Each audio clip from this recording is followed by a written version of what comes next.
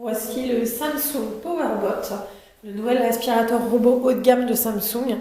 Un modèle assez costaud qui est bien plus imposant que les autres robots du marché, qui a notamment pour particularité de proposer un système de filtration multicyclonique comme les aspirateurs traînants pour séparer l'air de la poussière et rejeter de l'air plus pur. Alors, il dispose aussi d'une caméra pour cartographier la pièce et de nombreux capteurs. Il s'agit d'un robot programmable.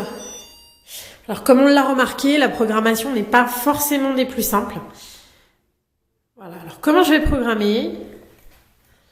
Voici. Donc, je vais sélectionner programmation. Je vais commencer par programmer soit quotidiennement, soit ponctuellement. Alors, je fais un choix ponctuel. Alors, sachant que je n'ai pas de réglage des jours. Donc, si je règle ponctuellement, par exemple, je vais régler pour le jour même. Je vais lui demander, par exemple, de nettoyer à 15h. 15h10, on va dire. C'est par tranche de 5 minutes. C'est pas très pratique, hein, comme on le voit.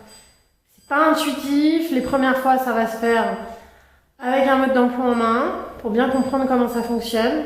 Voilà. Hop, j'y arrive. PM. Et voilà pour ma programmation. Ensuite, je programme le mode, je vais le laisser en automatique. Et voilà. Autre particularité de ce modèle qui crée un petit peu l'effet waouh, c'est son pointeur laser. Alors, le pointeur laser, de quoi s'agit-il ?